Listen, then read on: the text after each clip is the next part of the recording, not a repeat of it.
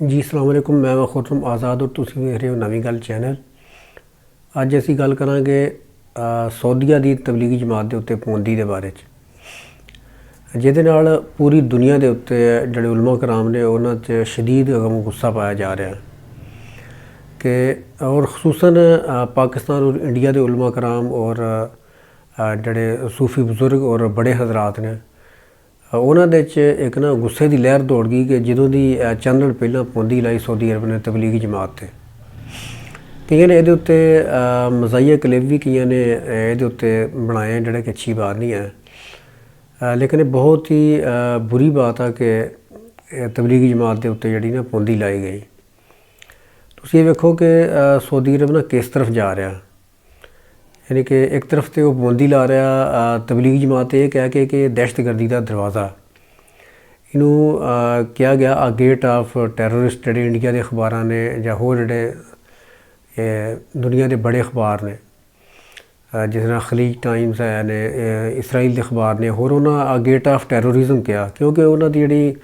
वजारत जिहड़े इस्लामी है सऊदी अरब की मजहबी अमूर की वजारत है उन्हें अपने ट्वीट किया, उन्हें जोड़ा आर्डर दिता वो ये कहा गया कि दहशतगर्दी के दरवाज़े चों जिस तरह उन्हें कहा उस तरह ही अखबार ने कहा कि दहशतगर्दी के दरवाज़े चों एक दरवाज़ा इनू बंद किया जाए और उन्होंने आर्डर किया जड़े मसाजिद के जोड़े कि आयमा कराम ने जोड़े कि खुतबा कराम ने मसाजिद के उधर इमाम जोड़े है उन्होंने ये हुक्म दिता कि तुसीं जुमे दे दसो कि तबलीगी जमात तो दूर रहो और इहदे तो बिल्कुल बचो। तो ये तुसीं देखो कि सऊदी अरब जिहड़ा किस तरफ जा रहा है और क्योंकि उत्थे जिहड़ा खुतबा हुकूमत की तरफों दिता जाता, साढ़े तरह नहीं कि जो मर्जी तुसीं बोल सको,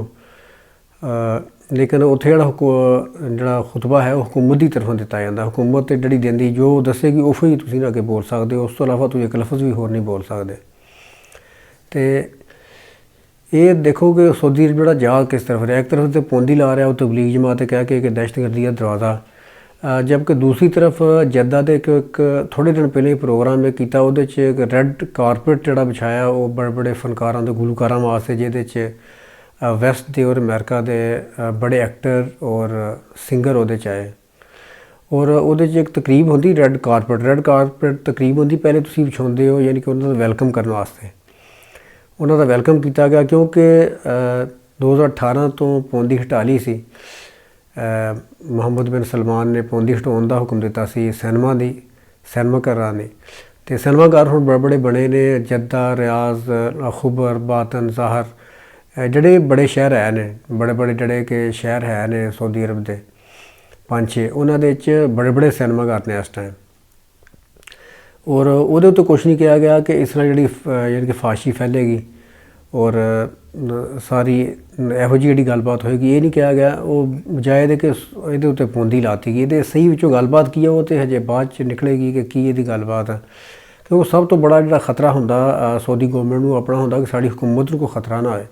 तो फिर पाबंदी ला दिंदी है। जिस तरह कि उन्होंने अपने एक मशहूर मरूफ अपने सहाफ़ी खशोगी का कतल किया ही टर्की दे विच, तो वो पिछे ही इस मुहम्मद बिन सलमान जो वली अहद वह हथ निकलिया है।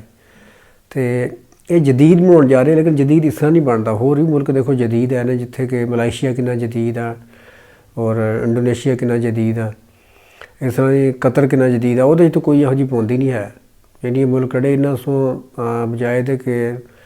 तबलीग जमात पाबंदी लो तो इन्हें नई जी हुकूमत बनी तालिबान की वो भी इन्हें हमायत की कि तालिबान गौरमेंट जी फंड किया बकायदा कतर ने और सारी सपोर्ट कर रहा पाकिस्तान तो बाद। कतर ही इस्लामी दुनिया का मुल्क इहो जिहा है जिहड़ी कि पाकिस्तान तो बाद सब तो वड्डी सपोर्ट जिहड़ी कतर दी है। तो ये जिहड़ी पाबंदी लाई है इहदे उत्ते हुण पूरी दुनिया के ना गम गुस्सा पाया जा रहा इस पाबंदी के उत्ते। तबलीगी जमात तुहानूं दस दी है जिन्होंने नहीं इलम है कि मेवात तो शुरू हुई सी इंडिया के इलाके तो। इंडिया च इलाका एक मेवात का इलाका जिहड़ा कि हरियाणा और राजस्थान का कुछ हिस्सा जिहड़ा वो मेवात कहलाउंदा, उत्थों मौलाना इलियास कांदलवी रहमतुल्लाह अलैह ने तबलीगी जमात का काम शुरू किया 1926 च, तो वह आस्ता आस्ता फैलता चला गया और पूरी दुनिया फैल गया। इस टाइम दुनिया का कोई मुल्क है जिहड़ा कि ना वाकफ होए तबलीगी जमात हो, जबकि जिन्ने भी दुनिया के बड़े तरक्की याफ्ता मुल्क ने, वैस्ट है और अमेरिका जिन्ने मस्जिदां बन रही ने, होर फ्रांस में सब तो ज़्यादा इस्लाम फैलिया और बड़ी मसाजिद ने, जर्मनी च है, जापान च ने, इस तरह ही साउथ अफ्रीका च है, न्यूजीलैंड, आस्ट्रेलिया, जिन्ने भी यानी कि मुल्कों च तबलीगी जमात का काम जिन्हें फैलिया, वो सारी बरकत जी तबलीगी जमात की है। और ये बेइज्जती नहीं होएगी, ये तबलीगी जमात की इज्जत सगों इजाफा होएगा। जिन्ना तुसीं किसी को दबाओगे उन्नी जिस तरह उभरेगी, उही हिसाब होएगा जेह्ड़ा ना। तो पाकिस्तान के जोड़े मुहब्बत करते हैं, जोड़े एक रखते हैं रुझान, एक रखते हैं सऊदी अरब नाल, तो उन्होंने भी बड़ा हैरतनाक और बड़ा उन्होंने भी गुस्सा पाया जा रहा है। एक साढ़े अंदर तो एक बड़ा मजहबी भी रुझान है, तो वैसे भी रुझान है क्योंकि उत्थे मक्का और मदीना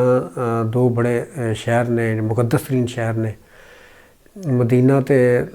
सब तो मुसलमानों की साड़ी महबूब होती है वसल्लम जोड़े वो आराम फरमा रहे हैं, जबकि मक्का जो कोई सब तो बड़ी इबादतगाह व हज वास्ते और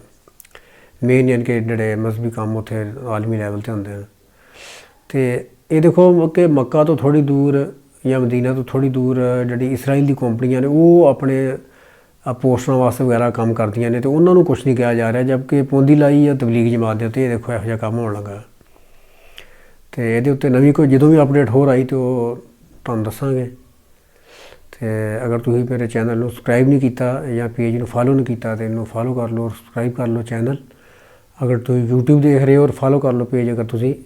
फेसबुक देख रहे हो। तो अगली वीडियो फिर तुहाडे नाल मिलांगे। ओके जी, रब राखा।